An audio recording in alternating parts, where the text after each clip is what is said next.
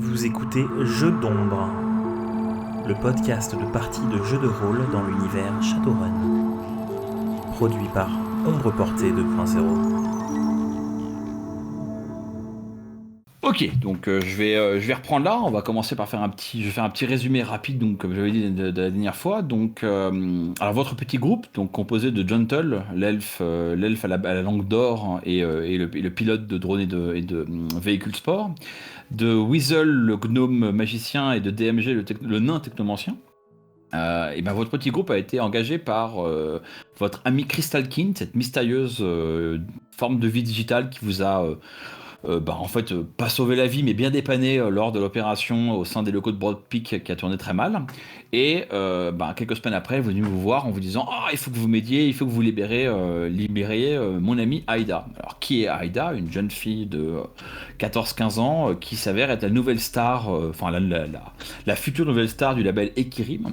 Donc, une petite ressortissante des quartiers sous loi coranique de la ville de Berlin, dans le quartier de Kreuzheim, qui pour rappel est la fusion des quartiers de Kreuzberg et de Friedrichshain, et qui contient donc des petites enclaves qui sont sous loi coranique. L'ensemble de ces enclaves est désigné sous le terme de l'émirat, mais en fait chaque petite partie, enfin chaque zone dans cet émirat a un peu sa propre version, son propre émir et sa propre version de la loi coranique, donc allant du très extrême au beaucoup plus doux. Et donc vous avez accepté la mission et vous êtes rendu dans le quartier de Kartalabad pour observer la soirée de lancement de Aïda. Donc vous avez eu des informations par Crystalkin qui vous a dit que Aïda allait d'abord faire une apparition sur scène avec un autre artiste, Akimbo Nguyen, l'orc rappeur très célèbre de Berlin, qui est l'une des deux grosses stars du label Ekirim. Et première apparition avec Akimbo dans un premier club qui s'appelle le club Aisan, qui est ce qu'on appelle un killer club, donc un club dans une cave. Alors vous avez vite évalué que le club dans la cave n'était pas le meilleur moment pour procéder à l'extraction de Aïda, même s'il avait un avantage, c'est que lui était quand même très proche de la limite en fait du quartier où vous êtes. Malheureusement, c'était quand même pas praticable, donc vous avez attendu qu'il ressorte et vous avez suivi le cortège formé ainsi par non seulement Akimbo Nguyen, les gens d'Ekirim, Aïda, mais aussi toute une cohorte de gangers du gang Jihad B. On avait évoqué la dernière fois que le Jihad B, c'est un gang effectivement on va appeler ça d'islamistes, mais bon, c'est un peu fourre-tout comme terme, mais un gang d'extrémistes qui fait un peu office de police dans le quartier en fait. Et donc vous avez suivi la cohorte jusqu'à un autre club, en fait pas un club, un endroit qui s'appelle la Casbah, qui normalement est un sauna, enfin plutôt un bain turc, qui a été réaménagé, qui a été réarrangé pour la soirée spéciale pour faire un peu accueil de l'événement VIP only, puisque la seconde partie de la soirée, c'est la soirée plutôt réservée aux gratins modins du milieu musical de Berlin. Et donc, c'est là qu'Ekirim hoste l'après-partie. Donc, la plèbe a été voir le concert de Aïda et de Akimbo juste avant au club Aisan, et les gens du milieu sont maintenant à la Casbah. On s'était arrêté là, vous étiez en train de considérer comment vous allez vous y prendre. En gros, vous considérez quand Aïda rentrait dans la Casbah. Quelques éléments supplémentaires que je voulais vous rappeler. Vous avez été contacté, juste avant d'arriver à la Casbah, vous avez été contacté par Crystalkin qui vous a informé toute joyeuse que vous aviez des alliés, puisque les Lions Noirs, un autre gang ou milice d'un autre quartier sous loi coranique, étaient vos alliés et étaient prêts à vous aider pour vous aider à exfiltrer Aïda du quartier. Alors vous savez que les Lions Noirs, en fait, c'est une organisation de moudjahidines soudanais. Donc en fait, c'est des musulmans noirs, pour faire simple, par opposition à des musulmans, on va dire, turcs ou pas noirs. Voilà, et donc du coup, vous savez que eux viennent d'une zone qui a l'air un peu plus progressive, et notamment votre ami Weasel, qui est toujours à l'affût de la prochaine théorie du complot. Vous avez dit qu'il y avait même des rumeurs qui prétendaient que le chef des Lions Noirs était en fait une femme. Une femme, et de surcroît une femme bisexuelle. Donc vraiment, on est loin de la vision, on est loin de l'application rigoriste du Coran. Et je crois que ça couvre un peu tout. Alors est-ce que vous voulez éventuellement compléter quelque chose sur peut-être vos personnages que j'ai décrit un peu vite, ou éventuellement autre chose ? Alors juste pour nous rappeler, on est dans la Casbah actuellement, c'est ça ? On y était rentré en fin de partie d'avant. Alors je crois que vous n'êtes même pas rentré, mais en fait vous avez des invitations, donc vous pouvez y rentrer si vous voulez, vous avez hacké des invitations. D'accord. Mais je vous ai mis dehors au cas où vous vouliez faire autre chose, mais bon, voilà, le fait de rentrer n'est pas dur quoi. Elle était déjà rentrée, Aïda, dedans ou... Ouais, Aïda est rentrée dedans, ouais. Et a priori, la chef des Lions Noirs s'appelle Kaira, j'ai vu que c'était écrit. Ouais. Je me rappelle. que je connaissais. Et donc voilà. Donc sinon, pour compléter la présentation de mon personnage, c'est surtout un gnome qui n'hésite pas à user de son apparence enfantine pour apprendre un maximum de choses. Il est extrêmement curieux, trop curieux, diraient certains. Et il n'a pas peur de se fourrer dans des merdes noires dont il se sort toujours miraculeusement, mais pour toujours en savoir plus sur le moindre truc. Et il est toujours attentif aux moindres détails. Des fois, on l'a vu traverser la route et puis il revient et il dit « Ah bah il y a 3 hommes là, 4 hommes là. Là, tiens, il y a le marchand qui a oublié d'ouvrir son truc. » Et voilà, alors qu'il est juste passé. Est-ce que tu veux peut-être 2 mots sur Gentle, Carmody? Donc Gentle est un elfe, ancien corpo, plus habitué aux soirées nocturnes mondaines et au milieu corporatiste que réellement au bas-fond des rues. Il est toujours sur son 31, il conduit une belle voiture et il aime aussi bien piloter, et que ce soit véhicule ou drone. Un petit peu douillé par moment. Vous avez eu... J'aime bien le terme douillet. Est-ce que tu veux 2 mots de plus sur DMG, Ankidou? Donc c'est un nain très passe-partout, avec un trench coat et, comme je disais, donc très discret, il se met pas du tout en avant. Là en run, il est assez attentif, mais il a cette particularité de se perdre dans la musique qu'il a sur son vieux métallique dès qu'il a un peu de temps libre. Parfait. Bah donc en fait, je vous laisse là, c'est à vous de me dire. Alors je propose de faire comme mode de narration, on va faire simple, on va commencer par Gentle qui est un peu la fesse, donc bon, pas forcément chef d'opération, mais celui qui a plus de bagou. On va poser Gentle, DMG et Weasel comme opération, mais en fait là je voulais surtout discuter peut-être entre vous de comment vous voulez opérer, est-ce que vous voulez rentrer avant Aida, est-ce que vous voulez rentrer après elle, et comment vous allez aborder l'endroit. Ce qu'il faut retenir, c'est que c'est un petit immeuble en gros de 3 étages.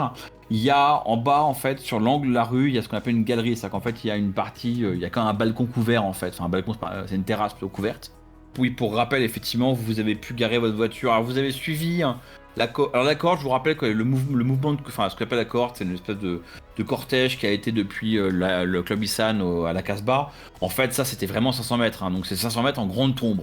Donc, la voiture de Gentle, vous pouvez l'avoir laissée soit près du Club Isan, soit l'avoir utilisée pour suivre à 2 à l'heure le cortège, soit l'avoir téléguidée pour l'avoir garée près de la Casbah. En soi, vu qu'il y a beaucoup d'agitation à la Casbah, que les VIP sont déjà arrivés, vous n'allez pas être garé devant la Casbah. Par contre, vous pouvez être garé un ou deux immeubles plus loin. De toute manière, vous serez garé, sauf contrôle, vous serez garé à l'intérieur du quartier où vous êtes. Donc pour rappel, vous êtes encore une fois à Kartalabad, donc dans ce quartier-là. Et en fait, il y a une petite boutique devant le tapis qui s'appelle Chez Aziz. Et en fait, grosso modo, les Lions Noirs ont Salkin qui vous l'a dit que, en gros, si vous pouvez amener Aida aux portes de ce magasin, vous avez des amis des Lions Noirs qui pourront vous aider. Alors évidemment, là, il est minuit dans le jeu. Enfin, il est minuit et demi dans le jeu, que le magasin est fermé. Mais vous assumez que si vous tapez à la porte s'ouvrira et qu'on pourra vous aider à partir de là. Donc vous avez comme information que voilà, votre mission, ça va être d'amener Aida à la porte A.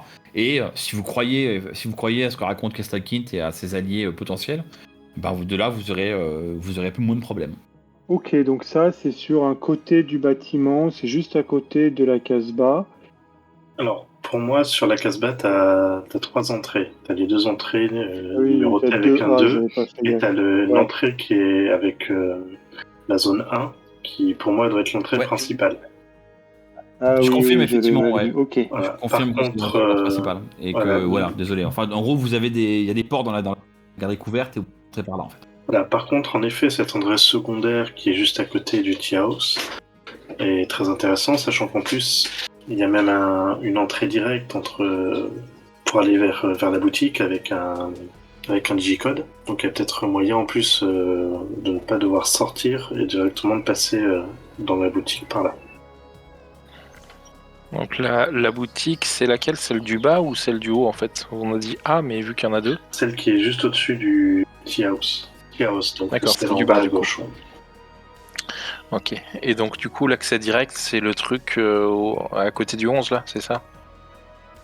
Le petit symbole. Alors un 3, tu vois, c'est le maglock. Ouais, c'est un maglock. Alors attendez, je vais m'ouvrir le plan en grand. C'est cette belle nomenclature que nous a fait Andreas, où chaque icône veut dire un truc. Mais effectivement, bon, vous inquiétez pas trop de ça, parce que là, en l'occurrence, le Maglock, il est ouvert. Mais effectivement, l'entrée principale, c'est là où il y a marqué 1, avec en dessous une petite clé Maglock avec 4. En fait, c'est un lecteur à cartes niveau 4. Et le 3, qui est le truc 3, c'est ce qu'on appelle la... Enfin, en allemand, c'est Emporo mit Terrasse, mais c'est la terrasse couverte, en fait. Moi, ce dont je parlais, c'était sur l'entrée secondaire, en bas à gauche. Voilà, il y a même une porte directe vers la boutique, fermée par un maglock. Ça pourrait nous intéresser pour ne pas avoir besoin de sortir. Ah ouais, c'est vrai que j'avais pas vu. Ah ouais, vous avez même pas besoin de sortir éventuellement si vous arrivez à ramener Aida dans cette direction. Et alors juste pour être sûr que tout le monde a bien saisi le plan, vous avez repéré, enfin il n'y a pas de choses que vient de dire moi ou Anikilu qui est C'est pas très clair. clair. Je vais laisser un de mes drones Kanmushi, du coup, au niveau de sur le mur, d'en bas du plan, qui pourra donc regarder relativement en direction de l'entrée 2, et qui au besoin pourra... si l'entrée 2, elle est comment? Elle est ouverte, il y a des gens, c'est fermé.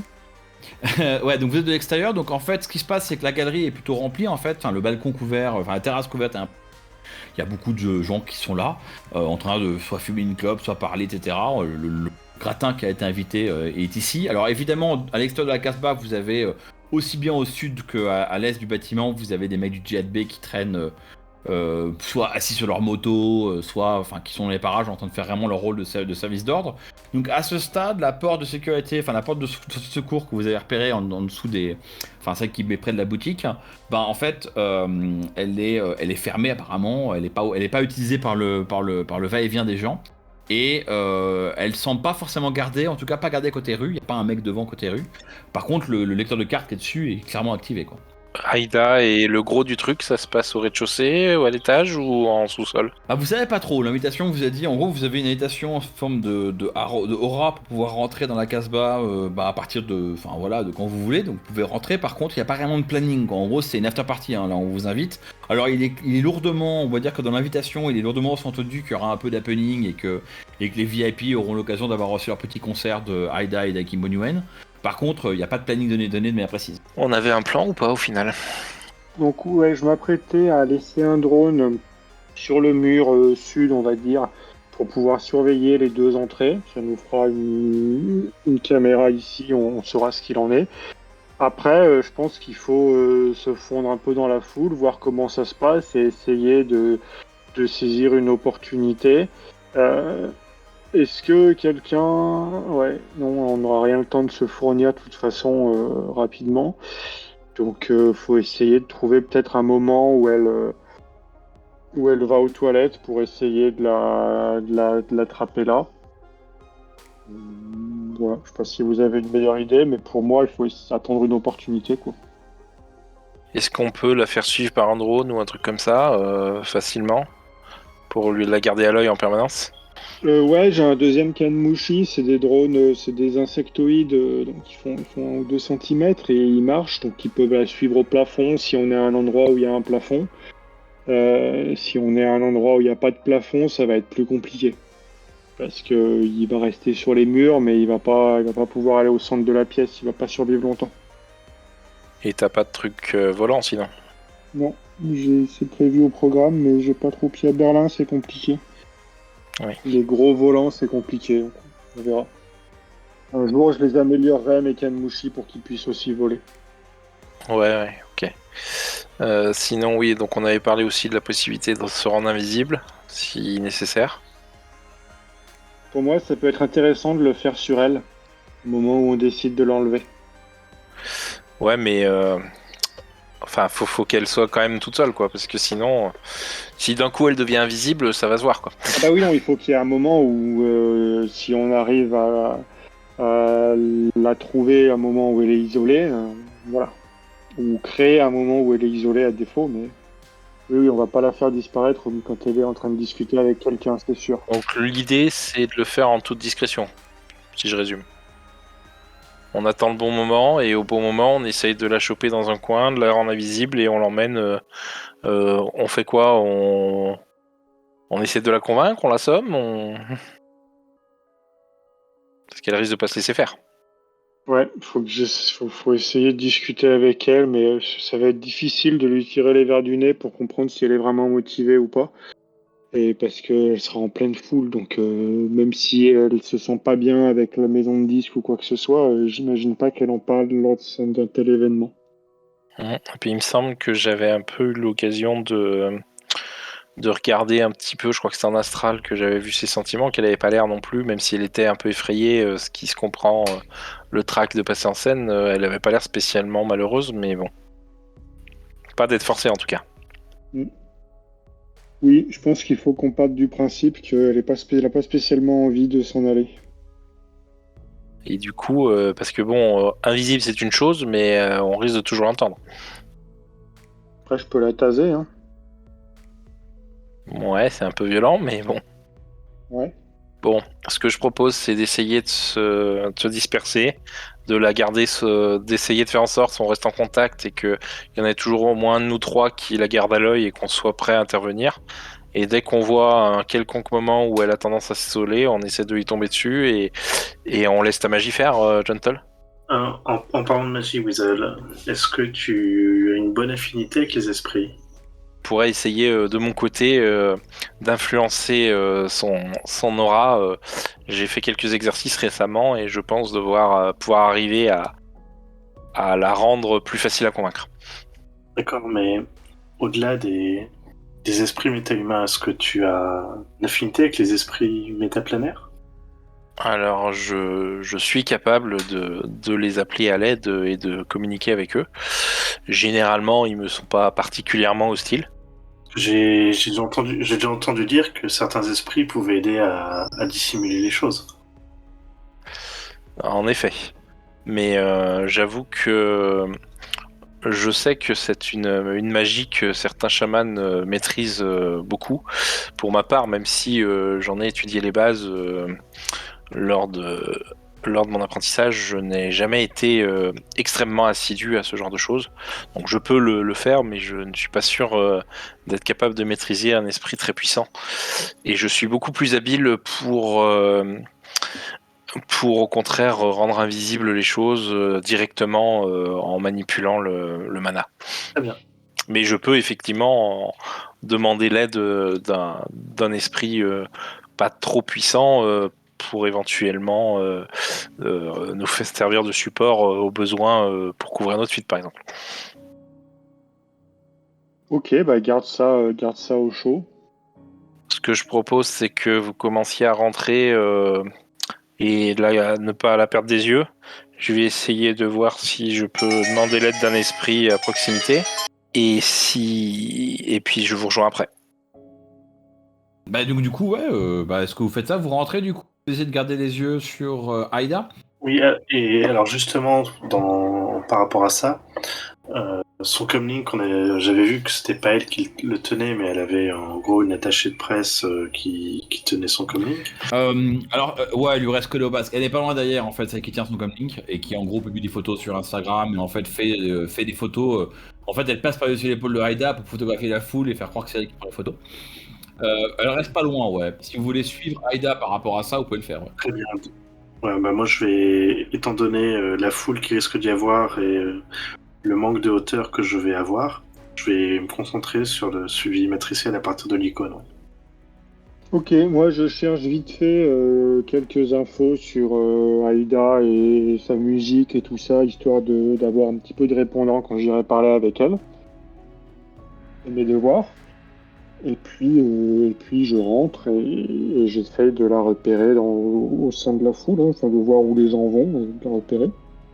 Et du coup, moi, je vais essayer d'invoquer un esprit avant d'entrer. Donc, je me mets dans un coin un peu relativement discret, parmi tous les coins que j'ai dû repérer, puisque j'avais, je crois, j'avais fait pas mal de repérages que j'avais pas encore utilisé. C'est assez simple, je vais te le décrire. En fait, ce qu'il faut imaginer, c'est que déjà, on a un quartier alternatif, pas un quartier corporatiste, donc l'éclairage public est presque inexistant. L'éclairage public, il est fait des torches allumées par les mecs du GHB pour éclairer la rue pendant le cortège. Donc en fait, si tu fais, déjà, de base, bon, si vous allez un jour à Berlin, vous verrez que Berlin, de base, c'est pas Paris, hein, il fait très sombre, la lumière le soir est pas très dominante. Donc en fait, en faisant quelques pas, tu vois, en montant 5 mètres plus loin au nord ou à l'est ou autre chose, vite fait, t'es dans un coin qui est assez sombre et c'est très simple pour toi de te retourner contre un mur, d'embobiner un truc et d'invoquer ton esprit. Quoi. Ouais. Donc du coup, je vais aller l'invoquer dans un coin. Donc, je laisse les autres partir. Je me planque dans un coin. Je sors comme d'habitude de ma poche un objet. C'est un espèce de téléphone en fait, avec un logo de serpent dessus. En fait, à chaque fois, je sors les trucs de ma poche qui sont potentiellement 3 fois plus gros que mes poches. Hein.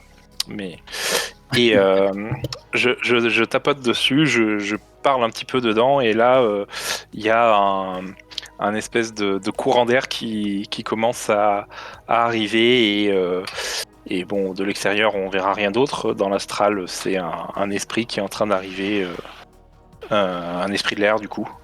Mineur, je fais. Et je suppose que je vais devoir faire un jet.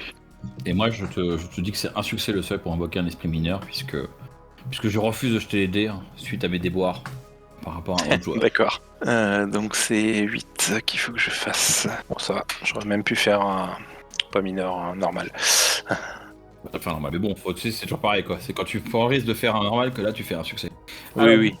Du coup, c'est bien réussi. Alors, non, il me semble qu'on avait dit qu'on appliquait des règles optionnelles pour le drain, non?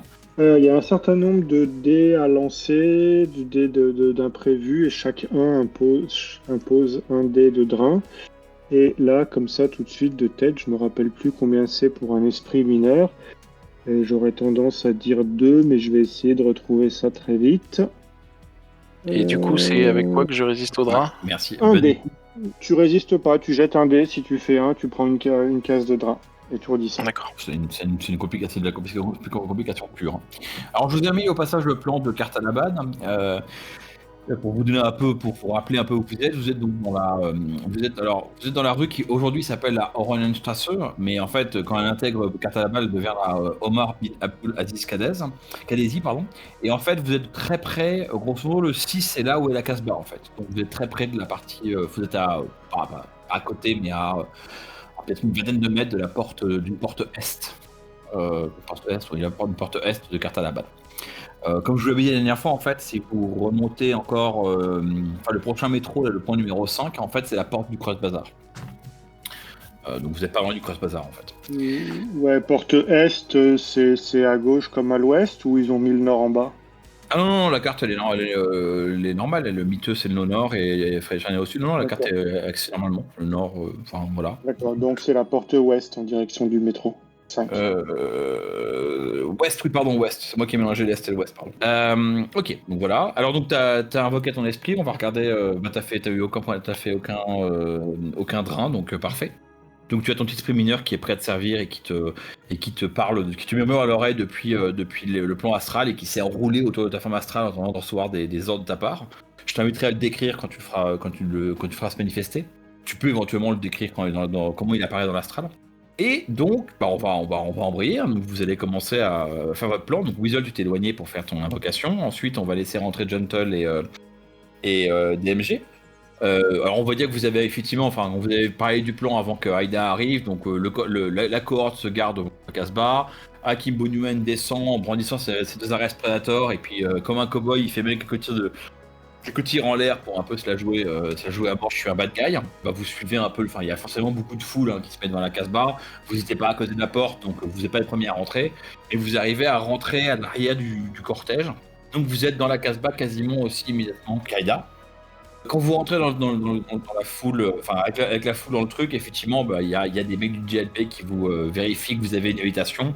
Vous leur brandissez une arrow et hop, ça s'est validé, vous rentrez. Et à l'intérieur, donc, il y a pas mal de monde et pas mal de gens qui ont l'air effectivement d'être des journalistes du monde de la musique. Vous avez imaginez des manœuvres des années 2080. Alors déjà, je vais vous laisser prendre la parole, me dire ce que vous voulez faire. Eh bien, pour ma part, comme je dis, je me mêle à la foule et j'essaye de la repérer. À la repérer, elle est pas dure, vous la suivez, vous la suivez pas, vous la voyez pas parce qu'il y a plein de gens autour d'elle, mais en gros vous voyez Hakim Bonuen qui est juste devant elle, et derrière il y a un trou qui doit être Aïda, et de l'autre côté du trou il y a deux des personnes qui l'escortaient en fait. Et l'icône du comlink d'Aïda, vous allez bien où est-ce qu'elle est. Alors quand vous rentrez je vais reprendre le plan de la Casbah pour essayer de vous dire un peu. Donc vous rentrez par l'entrée principale, le 1, mais très vite vous rejoignez la salle principale, qui s'appelle la Hauptraum, donc la salle principale en allemand, qui est sur le numéro 4 sur le plan. Donc comme on voit bien, c'est vraiment un salon de thé, donc vous avez plein de petites tables avec plein de gens, etc. Et en fait là, l'espèce de gros cortège commence un peu à s'éclater au sein de la pièce. Alors évidemment le staff des Kirim va parler à d'autres personnes du staff, font leurs affaires. Il reste toujours quand même une ou deux personnes des Kirim près d'Aïda.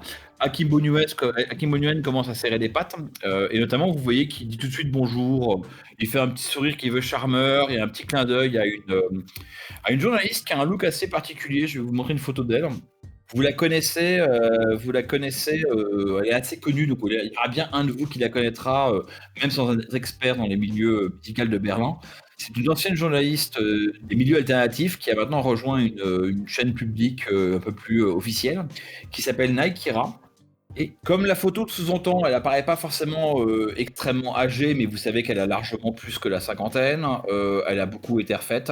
Le dessin montre donc, pour les auditeurs, je vais décrire, c'est une femme avec des cheveux blancs, des lunettes de soleil un peu fashion, des tatouages un peu avancés. Elle porte des gants blancs et puis une sorte de veste noire avec de couleur rose au niveau du cou. On voit bien l'espèce de personne qui vient du monde un peu musical, avec un look un peu farfelu. Et donc, voilà, vous voyez qu'Hakim Bonuen va commencer à lui serrer les pattes. Là, pour l'instant, au moment où vous arrivez dans la scène principale, Aïda est un peu noyée dans la foule. Elle semble pas encore attirer des masses d'attention, mais quand même, vous voyez que quelques personnes qu'on va qualifier de journalistes commencent à s'approcher un peu d'elle pour voir s'ils peuvent lui parler. Vous voyez que Naikira jette un petit coup d'œil à Aïda en parlant à Hakim Bonuen, donc il y a quand même un peu d'intérêt pour elle, mais pour l'instant, elle est relativement... Ok, du coup, je profite qu'il n'y a pas encore trop de monde pour aller discuter un peu avec elle. Alors, comment l'abordes-tu ? Je l'aborde en fan en disant que j'ai vu le show qu'elle a donné juste avant et que c'était génial et que je comprends pas pourquoi ils sont tous autour de lui alors qu'elle fait tellement mieux. Je la flatte, quoi. Alors elle rougit un peu, elle se cache derrière son petit shadow, elle fait merci beaucoup, merci, toute hésitante, merci beaucoup monsieur l'elfe. Elle a pas l'air d'avoir vu des milliards d'elfes dans sa vie, donc c'est ce qu'elle retient. Et tu sens qu'elle est pas trop à l'aise, et assez vite t'as l'assistante qui essaie un peu de dire oh merci beaucoup, si vous êtes fan inscrivez-vous à ce flux Instagram du futur, voici le profil P2 de Aïda, et elle essaie un peu de vendre un peu ça, de faire sa com, mais en même temps de pas trop te laisser parler à Aïda ni trop te rapprocher d'elle, parce que mes filles, tu vois, genre ils gardent un peu, ils font un peu leur travail de garde du corps, quoi. Ok, du coup, je discute aussi avec l'attaché de presse et je m'inscris visiblement, je lui demande les détails, j'orthographe tous les trucs pour bien m'inscrire à tout ce qu'il faut. Voilà, histoire de montrer, de toute façon, on a un peu de temps devant nous, donc montrer que je suis réellement intéressé et que je suis très content d'apprendre tout ce qu'elle me donne. Et puis je discute avec elle pour comprendre depuis quand Aïda est avec elle, c'est la première fois que je l'entends, comment ça se fait, et tout ça. On va faire ça en roleplay, donc elle te répond, elle fait vous savez, Aïda est une jeune star que le label a découvert. Comme vous le voyez, elle est très jeune, il fallait vraiment tout le talent des Kirim pour repérer chez cette jeune orpheline tout le talent qu'elle a caché. Alors tu notes, ça vous le savez un peu, je vous redonne le contexte, tu notes qu'elle a hésité sur le mot orpheline. Je crois que vous l'avez vraiment appris, vous vous en doutez, elle a vraiment été achetée, parce que dans les quartiers coraniques, il y a encore pas mal d'esclavage, au sens historique du terme. Tu peux, en fait, c'est aussi une manière de gérer les orphelins. Quand tu as des orphelins, du coup, hop, on les revend à quelqu'un. Donc, du coup, voilà. Donc, elle s'est un peu rattrapée, mais tu vois, tu penses qu'elle a failli dire. Enfin, voilà, elle a dit orpheline, elle a failli dire jeune esclave, quoi. Mais elle s'est rattrapée, elle dit oui. Il fallait vraiment tout le talent de notre label pour la repérer. Vous avez vu ce concert au Club Nissan, vous voyez sa voix, sa magie. Enfin, elle parle pas de magie au sens magique. Sa présence sur scène. Alors évidemment, c'était pas quelqu'un encore de l'ampleur d'Hakim Bonuen, mais nous avons beaucoup d'espoir pour que Aïda. Pareil, elle dit pas ça comme ça, mais en fait la phrase qu'elle va faire après est une phrase très consensuelle. Mais sa phrase veut dire on espère que Aïda va pouvoir bien marcher dans la tranche 14 à 22 ans du marché féminin de Berlin, qui n'est pas vraiment couvert bien par Hakim Bonuen, quoi. Après, elle n'a pas dit ça comme ça, vous pouvez déchiffrer la phrase autrement, mais voilà ce qu'elle veut dire. Voilà, et que ça va rentabiliser son achat. Voilà, et elle dit, et puis après elle essaie un peu de savoir, mais vous, qu'est-ce que vous faites là? Je me dis que vous êtes un journaliste d'un média célèbre, je ne vous connais pas. Enfin, tu vois, après elle fait son côté un peu networking avec toi, quoi. Écoute, je réponds pas à ces questions. Ah non, mais elle doit être vraiment très très contente d'avoir que vous lui ayez donné cette chance. Ça doit être vraiment une occasion unique pour elle de sortir de sa vie qui malheureusement devait être un peu misérable avant.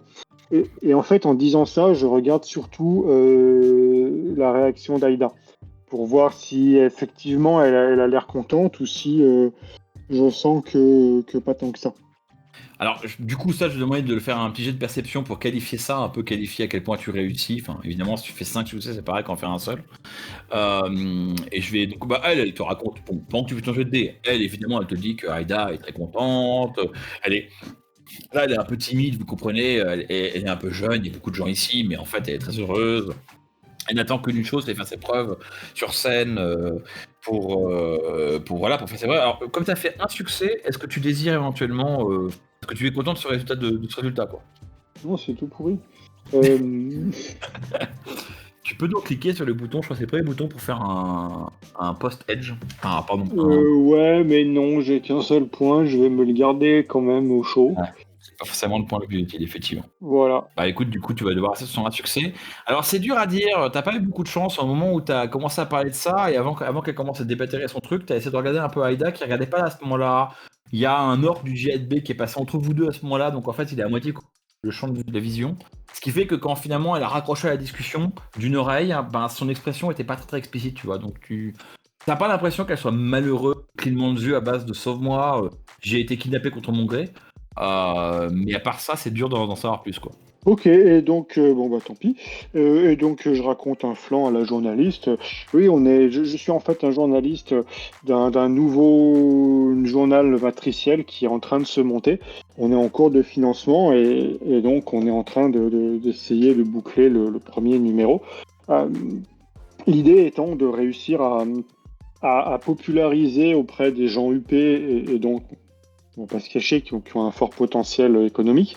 Toute la culture, la culture de la rue, de manière à... Voilà, c'est notre créneau, notre business plan. Vous entendrez bientôt parler de nous. Je te demande un jeu de dés parce que du coup, je voulais voir à quel point ton devoir passe bien. Donc, si tu peux faire un test de comédie pour juste un peu qualifier ça. Ce qui est sûr, c'est que quand tu commences à lui parler de ouais, on est là pour en gros vendre de l'alternatif aux corporatistes un peu riches, ça lui plaît, ça lui parle, tu vois. Enfin, tu sens que là, tu lui entre deux requins du marketing, vous posez vos prétentions et voilà, ils font un petit succès, donc effectivement, ça marche très bien. Donc, elle avale absolument tout, et en fait, tu as réussi à faire ce truc un peu de dire ah oui, on a un petit magazine matriciel qui va se lancer, et elle a entendu ouais, c'est le prochain gros coup, quoi. Enfin, tu vois, t'as vraiment fait le truc où tu donnes play, comme on dit en anglais, ton truc, tu lui fais croire que c'est tout petit pour lui faire comprendre qu'en fait ça va être énorme, et donc du coup elle est super intéressée, elle prend bien tes contacts, et la bonne nouvelle c'est que c'est clairement, c'est pas elle qui va commencer à appeler un mec du JSB en disant l'elfe il est louche, quoi. Clairement elle croit à ton affaire et ça l'arrange beaucoup en fait. D'accord. Et ben, vu qu'elle est à fond dedans, je demande si ce sera possible, alors évidemment pas tout de suite, mais un peu plus tard dans la soirée, d'avoir une petite interview exclusive d'Aïda. Oh mais bien sûr, pour un petit magazine, enfin pour un projet aussi intéressant que le vôtre, je pense qu'on peut faire un petit effort. Là, pour l'instant, bon, vous voyez bien, Aïda et Akimbo sont occupés à faire un peu de networking, comme on dit, hein, mais très bientôt ils vont monter sur scène. Ce qu'ils ont fait, c'est qu'ils ont mis la scène dans l'atrium, dans le 10. Vous avez un atrium avec une petite fontaine, qui est indiquée sur la carte numéro 10.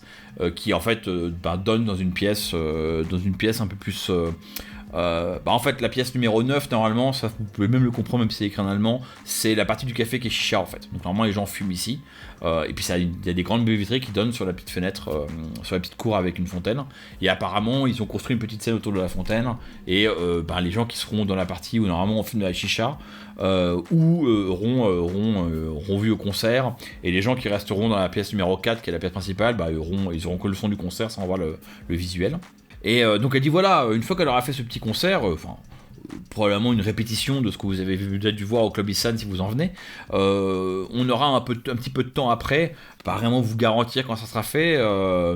Probablement vers 2h, je vais devoir arranger ça avec le chef. Et là, elle pointe du doigt le chef, qui est donc, vous en avez entendu parler quand vous avez été renseigné sur le label Ekirim. Vous avez donc Massoud Sadr qui est là. Un mec un elfe comme toi, un gentle, plutôt grand et lancé comme beaucoup d'elfes, une peau d'olive caractéristique de son pays d'origine, qui est donc la Turquie. Des cheveux très noirs, en fait noirs de jet, longs et rabattus en arrière. Un regard effectivement très perçant. Alors dans le dessin, il a un regard de tueur, mais effectivement, il a un peu ce regard perçant. Et il est accompagné par clairement deux gardes du corps. Hein. Là où vous faites, il y a pas mal de poser de questions. C'est une femme et un homme qui se ressemblent beaucoup. En fait, tu soupçonnes, à premier regard, vous soupçonnez que c'est probablement des jumeaux, enfin des faux jumeaux. Hein. Et en fait, elle porte une combinaison un peu moulante, blanche, un peu renforcée, hein, un peu une combinaison d'armure. Et lui porte une combinaison similaire mais noire. Donc c'est vraiment black and white. Hein. Et les deux ont l'air assez vifs et au taquet. Enfin, comment dire, vifs et un peu prêts à bondir sur la même menace, etc. Enfin. Je vous l'épargne, c'est clairement des gardes du corps, et vous t'imagines toi que soit c'est des mecs qui sont câblés, soit c'est des athlètes physiques, mais c'est des gens qui sont prêts à savoir bien se battre, et tu repères sans difficulté que sur eux ils ont effectivement des flingues, enfin ils ont des arrestes prédateurs, et puis je crois que le mec a des couteaux de lancer qui sont accrochés quelque part sur sa tenue. Donc voilà, et donc voilà, vous avez Massoud Sadr, et elle dit oui, il faut que je parle avec Massoud, enfin avec Monsieur Sadr, je pense qu'on peut arranger quelque chose, vu que votre magazine a l'air très prometteur et correspond exactement à votre segment de marketing, je dois pouvoir vous négocier une exclusivité. Splendide. Je pense que pour démarrer, ce sera bien de vendre Saïda, et que si une fois que ça fonctionne, on pourra essayer après Aïda, pardon, ça pourra essayer de continuer avec d'autres artistes. Aïda est probablement beaucoup plus consensuelle pour démarrer. Effectivement, alors que tu dis ça, il y a ses petits yeux qui s'allument, quoi. C'est cling cling. Et elle dit, écoutez, excusez-moi, je vais essayer d'attraper Massoud autant qu'il est visible. Et alors Massoud, lui, il vient de serrer la patte de Naikira, hein, donc, qui causait avant avec Hakim Bonuen. Et là, du coup, t'as la petite assistante qui attrape un peu Aïda, enfin qui la pousse gentiment en direction de Massoud, qui va essayer de dire Massoud. Alors ce qui est marrant, c'est qu'elle l'appelle par son prénom, mais en fait, tu sens bien que c'est une fausse convivialité. Hein. Elle dit pas Monsieur Massoud, elle dit pas Monsieur Sadr, mais voilà, c'est ce que sa manière de l'appeler veut dire. Et en fait, pendant ce temps, Naikira fait un petit sourire, commence à faire un pas pour s'approcher d'Aïda. Et est interceptée par une version plus jeune d'elle. Vous avez une sorte de jeune Naikira, alors elle n'a pas le même look, elle n'a pas le même tatouage, mais elle a un peu le même style général de journaliste musical. Et alors qu'elle se fait intercepter par cette jeune demoiselle, qui en fait fait semblant de ne pas avoir vu Naikira et se pose devant Aïda, en fait tu aperçois le regard un peu énervé de Naikira qui s'est fait interrompre, et la jeune demoiselle, que je donne le nom pour que ça soit plus simple, mais celle qui l'a interceptée s'appelle Penny, elle s'appelle Penny Dreadful, et donc la Penny Dreadful commence à faire pas un mini interview, mais à dire Aïda, quel plaisir, je suis Penny Dreadful, voici ma carte sous forme de haro, j'ai entendu dire que du bien de ta prestation, n'hésite pas à me contacter si tu veux parler avec moi. Et en fait voilà, tu vois cette petite scène. Ok, moi je me contente de surveiller la suite, le temps que voir un petit peu avec qui elle discute. Là où on est, il y a un plafond, du coup, je peux déployer mon deuxième drone pour suivre et écouter ce qui se dit sans être toujours moi juste à côté. Sans problème. Alors le plafond doit être un peu haut si je déduis le plan. Par contre, tu dois pouvoir le jeter en l'air et il s'accroche, quoi. Ça va pas être très très dur. Non, mais je le pose à un mur. Le jeter en l'air, c'est pas très discret. Après, il va marcher, il va atteindre le plafond. Voilà, ouais. Non, sans problème. Tu peux t'approcher d'un mur et le poser sur le plafond, ouais. Donc, si c'est moi, moi je rentre. Donc, comme je rentre un petit peu après, ils sont déjà plus ou moins installés. Je vais commencer par regarder un petit peu tout. Déjà rapidement faire un petit passage en astral pour vérifier qu'il n'y ait pas d'esprit qui traînerait. Juste ça. Et puis après, je vais regarder un peu plus attentivement la scène. J'essaye de voir à la fois s'il y a des gardes, des gens qui sont relativement civils, mais qui ont l'air de plus surveiller les allées et venues qu'autre chose. Mais aussi de voir s'il y a des gens qui ont l'air de surveiller de manière relativement, de mettre la pression un petit peu à Aïda ou à qui que ce soit. En gros, pareil, je la regarde elle si elle garde un œil sur quelqu'un ou autre, voir si il y a potentiellement quelqu'un qui lui met la pression ou qui simplement est un garde du corps, mais vérifie surtout qu'elle veut pas partir ou qu'elle fasse pas trop de bêtises. Autre que l'assistante, si j'ai bien compris, qui a un petit peu ce rôle. En fait, par mettre la pression, tu veux dire en gros des gardes qui la garderaient emprisonnée plus que garder son corps, quoi. Tu veux dire quoi? Alors ouais, soit ça, soit à l'inverse, quelqu'un qui pourrait être comme nous, qui pourrait être intéressé à elle, mais clairement a l'intention de lui sauter dessus, ou en tout cas enfin voilà, lui veut quelque chose, quoi. Et tu fais ça depuis l'astral, Mélissa, hein. Non, j'ai fait un petit coup d'œil en astral en entrant, alors. pour voir s'il y avait des esprits ou autre. Fais-moi un test de perception, ça va tout couvrir, et je te dirai ça vite fait. Yeah. Oh my god. Bon, bah 10 succès. Ok. Bon, alors tu vois tout. Hein. Alors, tu vois Icy et Ah oui, un truc, j'ai oublié de dire, je voulais regarder, vu que tu as parlé des gardes du corps quand ils se sont approchés.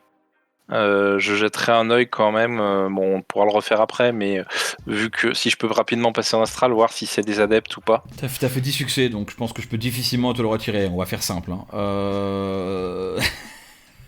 Alors, ouais, par contre, comment t'es arrivé à 16D? Est-ce que t'as un gros score en logique? T'as un gros score en will? J'ai 7 en volonté, 7 en logique, et j'ai un +2 avec mon esprit mentor en perception. Donc, dans une autre époque, on t'aurait appelé Bachar la Samaritaine. Voilà un hommage que seuls les joueurs de jeux de rôle depuis de 40 ans s'en rappelleront. Donc du coup, alors on va commencer dans l'ordre. Astralement, il n'y a pas de couverture magique, il n'y a pas de barrière astrale, sinon tu l'as remarqué. Il n'y a pas d'esprit qui circule, etc., etc., etc. Et du coup, ça c'est bon. T'as regardé un peu qui s'intéresse à Aïda. Elle n'est pas retenue prisonnière, clairement. Il n'y a pas des gens qui sont là pour l'empêcher de s'enfuir. Elle a pas l'air de vouloir s'enfuir. Par contre, très clairement, les mecs du Djihad B passent leur temps à regarder entre Aki Bonyuen et Aïda, vérifier qu'il n'y a personne qui s'approche trop, qui pourrait être un danger, vérifier que dehors ça se passe bien. Enfin, les mecs du Djihad B font leur rôle de sécurité. Pas trop mal pour Deckbanger. Tu sens que les mecs qui ont été mis ici par rapport à ceux qui étaient au club Aisan sont un peu plus. Enfin, au club Aisan, vous avez vraiment les newbies du gang. Là, vous avez les lieutenants, les mecs qui sont encore en vie après 1 ou 2 ans, qui ont un peu des réflexes. Alors, c'est pas des Shadowrunners, hein, mais on sent qu'ils sont un peu aware. Alors, avec 10 succès, je te le donne aussi. Il n'y a pas de Shadowrunner dans la pièce qui observe Aïda. Et genre, s'il y en a un, bah, le mec il a fait 11 succès pour échapper à ton regard, quoi. Donc, vous êtes dans la merde, quoi. Donc, pour info, je mets un point d'honneur à chaque garde que j'ai repéré qui a jeté un coup d'œil à Aïda, les taguer en RA pour nous. Le total de gardes, ça fait combien? Oh, il y en a beaucoup. Si vous prenez tous les mecs, entre les mecs qui sont devant, dedans, dans les autres pièces, enfin là, à ce stade-là, vous êtes rentré que dans la pièce principale, et t'as tagué Wizen, n'a tagué que ce qu'il a vu dehors et dedans, et vous arrivez déjà à une dizaine de gardes. Vous estimez qu'il doit y avoir une quinzaine de mecs au bas mot, avec les mecs, avec l'étage, le sous-sol, les mecs qui doivent garder la scène, il y a facilement 15 mecs du Jet B, quoi. Ok. Alors je vais rajouter un truc, donc effectivement, alors je vous donne leur nom, hein. Les gardes du corps qui s'appellent respectivement Nell Black pour le mec et Adriana White pour la meuf, pour la femme, excusez-moi, sont tous les deux magiquement actifs, sont tous les deux clairement des adeptes physiques, avec 10 sans succès, tu apprends quasiment tout ce que tu peux savoir là-dessus, alors tu vas pas apprendre leur pouvoir magique, mais clairement ils sont tous les deux adeptes, ils sont tous les deux avec des auras très brillantes et assez riches dans la matrice. Notamment Adriana White, elle brille dans la matrice. Vraiment c'est une balise astrale en fait, c'est-à-dire que quand tu ouvres les yeux tu vois quasiment qu'elle, quoi. C'est-à-dire que l'aura, en plus Masoud il est assez lourdement cybernétisé, donc il a une aura très sombre. Bah, en fait dans l'astral il disparaît presque à côté d'elle. Nell Black il est adepte physique, par contre Adriana White elle est magicienne. Et d'ailleurs, quand tu la regardes, tu vois qu'elle vient d'incanter un sort discrètement de détection des ennemis. Donc tu reconnais le sort, hein, parce qu'on va dire que avec, encore une fois, 10 succès, je te donne le fait de le reconnaître. Tu vois, elle a lancé un sort pour qu'elle lance un peu à intervalles réguliers pour vérifier qu'il n'y ait pas un ennemi qui s'approche, quoi. Eh ben, on n'est pas dans la merde là-dessus. Alors par contre, la bonne nouvelle, c'est que Nell Black et Adriana White, ils sont clairement les gardes du corps de Masoud. Ils sont pas autour de Aïda, enfin ils sont pas loin de Aïda, hein, mais ils sont pas autour de Aïda. Et clairement, ils sont là pour défendre Masoud. Oui, d'accord. Au passage, donc mon esprit, donc finalement esprit de l'eau, qui était plus une espèce de petit nuage, enfin toujours dans l'astral, hein, je le laisse à l'extérieur, plutôt patrouiller à l'extérieur en attendant que j'ai besoin de lui. puisque je veux pas qu'elle risque de le voir. Et bien sûr, je fais part à mes camarades de ce problème magique, on va dire. Et puis j'essaye de me trouver un petit coin un peu tranquille, à l'abri des regards, surtout à l'abri, si possible, de la magicienne et de l'adepte, pour pouvoir éventuellement lancer un sort en cas de besoin. Que je lance pas pour l'instant, hein, mais être prêt, quoi. Et je continue donc toujours à observer. Je vais passer astral ou pas astral rapidement pour voir s'il y a des choses de louche au fur et à mesure que les gens arrivent. Et bien sûr garder à l'œil en permanence Aïda et également l'autre, j'ai perdu son nom, le rappeur là. Hakim Bonuel. Voilà. Mais bon, l'objectif c'est quand même essentiellement de me cacher de la magicienne. Que d'essayer de mettre un pilier entre elle et moi ou autre, qu'elle puisse pas trop se rendre compte que je suis éveillé. Enfin, même si elle s'en est peut-être déjà rendu compte, mais... Pour se rendre compte que t'es éveillé, il faut qu'elle lise ton aura, et là t'es un peu en mode aware si tu veux, donc il faudrait quand même qu'elle te voie, qu'elle dise ok, il y a un gnome qui a une aura qui m'intrigue un peu, je vais lire l'aura, et toi tu t'en rends pas compte, donc c'est un peu pas simple. Par contre oui, tu fais quand même gaffe à pas tomber sur son regard, quoi. Ouais, voilà, c'est ça. Enkidu. J'avais repéré l'icône que tu communiques que l'assistante a, donc je me permets de m'éloigner un peu. Je profite des différents tagueras que pose Weasel pour vérifier si ils ont des pannes et si jamais l'un d'eux a une arme connectée, ce genre de choses. Même si je sais que c'est pas trop le style dans le coin, mais ça pourrait toujours servir s'il y en a un pour pouvoir faire diversion. Les gardes du corps, tous ceux qu'on sait qui sont, mais donc les gardes du corps, ceux du Djihad B, etc. Comme ils ont été tagués, ça me permet de rapidement les repérer à travers les autres icônes et je vérifie si dans leur panne ils ont d'autres choses qui peuvent être connectées. Alors je vais te répondre à ça tout de suite, Thomas, tu vas pouvoir éventuellement avancer et faire d'autres choses. Grosso modo, comme la dernière fois, le Djihad B a un petit pan dont la sécurité est risible pour toi.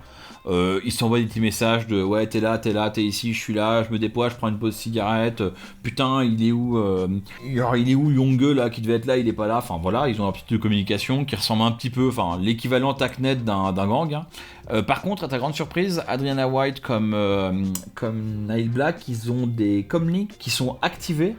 Mais qui sont pas dans un AR, quoi, tu vois, qui sont pas connectés à leur comlink, c'est-à-dire qu'ils peuvent éventuellement attraper leur trod pour se brancher leur trod, mais leur comlink est dans leur poche, quoi, il est pas activé, il est pas connecté à eux, quoi. Ils ont des comlinks d'un peu meilleure qualité, et du coup tu réalises que Massoud communique beaucoup avec eux par le regard, en fait, enfin par le regard, pas de manière physique, quoi, le regard ou un geste, mais il leur envoie pas des petits messages en réalité augmentée. Et voilà, donc en faisant ce repérage global, j'en profite pour me déplacer dans ce fameux couloir qui permet de partir sur cette sortie secondaire au sud. Mais je vais m'intéresser au Maglock qui pourra nous emmener plus tard vers la boutique. Parce que si je peux déjà me mettre dessus et m'assurer de pouvoir l'ouvrir quand on en aura besoin au débeauté, je serai plus apaisé. Ouais, alors je te propose de faire un petit test de perception pour qualifier ça, pour voir un peu ce que tu repères. Et je vais te répondre immédiatement dans la foulée sur ce que tu repères. Alors 5 succès, donc effectivement c'est plutôt bien réussi, hein, tu repères plein de choses. Donc tu te glisses, tu quittes la salle principale en longeant le bar et tu ouvres la porte qui mène au couloir qui mène déjà aux toilettes, hein, parce que vous avez à votre gauche quand tu rentres, t'as 2 toilettes du numéro 11. Là, je vous l'ai pas décrit, mais comme le mot allemand pour toilette c'est toilette, je pense que vous avez compris. Et sur la droite il y a un escalier qui permet de descendre et de monter à l'étage, enfin descendre dans la cave et de monter à l'étage. Alors il y a évidemment pas mal de circulation, hein, quand tu pousses la porte, il y a des gens qui la poussent, enfin qui l'ouvrent pour passer devant toi et rentrer dans la salle principale.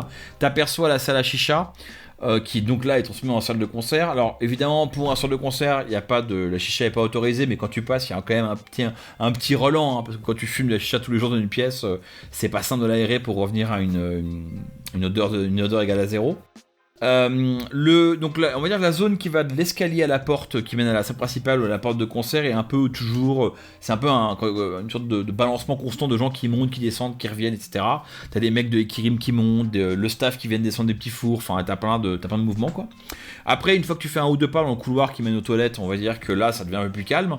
Évidemment, il y a déjà un peu de queue, hein, tu vois qu'il y a le toilette, il y a un toilette, un des toilettes est pour les hommes, l'autre est pour les femmes, et celui pour les hommes a déjà un peu de queue. celui pour les femmes, apparemment, ça va à peu près bien. Le troisième toilette qui est derrière l'escalier n'a pas été assigné de genre et donc sert aux 2 personnes. Et en fait, dans le couloir, il y a aussi quelques mecs du Djihad B qui sont là un peu en mode sécurité. Et pour ne pas faire vos affaires, et ben la porte qui mène à la salle en question est gentiment sert d'adossoir à l'un des gangers du Djihad B, un orc assez trapu, qui s'est appuyé dessus. Alors, il n'a pas d'être là pour garder la porte qui mène à la boutique, parce que clairement, la porte qui mène à la boutique, elle n'est pas condamnée, mais c'est pas une porte qui est ouverte tous les jours. Clairement, Aziz, le mec de la boutique, n'est pas en relation de business tous les jours avec la Casbah. Donc elle est même fermée, elle n'est pas verrouillée par une clé Maglock ou autre chose, elle est fermée par un bon vieux... Enfin, comment ça s'appelle quand tu mets une barre en métal pour fermer une porte, mais voilà quoi, elle est condamnée comme ça par une barre en métal. Et par contre, derrière cet orc qui est appuyé contre la porte, il y a 2 autres orcs qui sont eux près de la porte de sortie de secours. Donc eux ils se tiennent devant la porte de sortie de secours et puis ils regardent un peu le couloir. Parfois ils jettent un œil, il y a une sorte de meurtrière ou de comment ça s'appelle ? Un truc pour voir dehors quoi, donc ils jettent un œil à voir un peu ce qui se passe dehors. Donc mine de rien ça vous fait 3 mecs du JLB qui sont dans les parages, et tu confirmes avec un peu de perception matricielle que effectivement cette porte là, la porte de secours, a un lecteur à carte qui n'est pas très robuste, que tu vas pouvoir facilement briquer ou facilement prendre sous contrôle, mais il y a un lecteur à carte qui est activé, tu le vois dans la matrice, qui en fait bloque la porte et empêche qu'on prenne la porte de secours, sauf si elle a été activée. Ok, donc 2 choses. Je vais continuer à monitorer les discussions, peut-être pour avoir des noms qui vont venir de manière récurrente, avoir le nom d'un chef, ce genre de choses. Pour au besoin pouvoir envoyer des faux messages là-dedans. Ça nous permettra peut-être à l'occasion de libérer le couloir. Et si je pense que je peux le faire malgré la présence, je vais quand même essayer de prendre la main sur le Maglock afin de pouvoir derrière ouvrir la porte au besoin. Alors je vais t'épargner le jet de dés parce que Anarchy on n'est pas là pour jeter plein de jet de dés. Je vais conseiller que tu vas prendre un peu de temps pour faire ça, et en fait si tu dois à un moment ou à un autre hacker la clé Maglock, t'auras 2 dés en plus quoi. T'auras un peu optimisé les choses. Ok, ouais, j'ai déjà ma backdoor et c'est ça, l'esprit. Tu t'es posé quelques marques, tu t'es posé une première marque pas trop violente, un peu discrète, et t'attends, et comme ça, le moment où il faudra l'ouvrir, tu pourras ta seconde marque pour avoir l'accès, et voilà quoi. Et en gros, en termes d'anarchie, ça te donne un bonus quoi. Alors je vous laisse soit discuter, soit on revient à Gentle, à moins que tu aies autre chose à faire, évidemment, Nkidou. Là pour l'instant, comme je disais, je vais surtout surveiller ce qui se passe et attendre l'opportunité. Ouais, je dis juste que si jamais on a besoin de faire une grosse diversion avec tous les gardes, peut-être que je pourrais faire attaquer, notamment par mon esprit, directement Massoud, puisque les gardes du corps sont ses gardes du corps. Ça permettrait de les distraire pendant qu'on s'occupe éventuellement d'Aïda ou autre. Bon, l'inconvénient, c'est que ça mettra toute la sécurité en alerte. Mais ça peut être une idée si on a besoin d'une diversion, quoi. C'est à double tranchant, parce que c'est un coup, est-ce que, en effet, ça met la sécurité en alerte, et surtout qu'il ramène donc les artistes, qui sont quand même... Oui, enfin après, je pensais plutôt le faire pour couvrir une fuite qu'autre chose. C'est-à-dire, il y a Aïda qui est un petit peu isolée, genre pendant l'interview de Gentle, éventuellement faire une attaque de Massoud, et du coup ils vont essayer si Massoud sera dans une autre pièce, enfin peut-être pas parce que c'est vrai que c'est le manager donc il va peut-être vouloir assister à l'interview, mais voilà quoi, enfin c'est juste une idée comme ça, hein. Je dis pas qu'il faut le faire absolument, je dis juste que c'est un plan qu'on peut garder sous le coude. L'avantage de l'attaque par l'esprit, c'est qu'il y a que les gardes du corps qui vont comprendre ce qui se passe, donc ça va être un peu plus la panique, j'imagine. Oui, je pense que ça peut être une idée. On peut potentiellement créer aussi une petite diversion dans la matrice en mettant des faux messages. Ça peut... ouais. Ok, écoutez, moi je vous propose d'attendre jusqu'à l'interview en continuant à surveiller d'ici là qu'il n'y ait rien d'étonnant qui se produit. Et puis d'improviser au moment de l'interview. Est-ce qu'on essaye de contacter le noir pour convenir d'un rendez-vous ou de choses comme ça, histoire de pas être pris au dépourvu au moment où on a Aïda? Les lions noirs, tu peux essayer, oui. Enfin, disons que si j'ai bien compris, c'est chez eux qu'on va l'emmener, quoi. Donc, ce serait peut-être bien qu'ils nous ouvrent la porte au moment où on frappe, quoi. Juste pour clarifier ce point-là, pour qu'il n'y ait pas d'ambiguïté à ce sujet-là, en fait, grosso modo, si vous amenez, à partir du moment où vous rentrez dans la boutique, ou vous amenez Aïda chez Aziz, normalement on vous a fait comprendre que là on viendra vous aider quoi. Vous n'avez pas de comlink, vous n'avez pas moyen de les contacter, enfin ça a été fait on va dire à l'ancienne, très très voilà, hein. Mais en gros on vous a dit si vous voulez prendre l'aide des Lions Noirs, vous vous amenez Aïda dans la boutique de chez Aziz et à partir de là on vous aidera quoi. C'est assez peu explicite, je vous l'accorde, mais c'est ça le message que vous avez vu. Crystal King vous a pas donné de comlink pour les contacter, vous a pas dit comment les contacter. Vous pouvez éventuellement essayer de contacter Crystal King, mais vous savez très bien comment ça marche avec elle. Donc voilà quoi.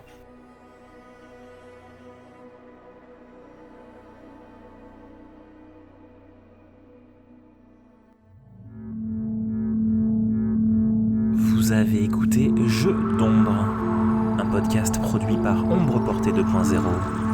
Retrouvez-nous sur shadowrun-jdr.fr. À bientôt, les chumeurs.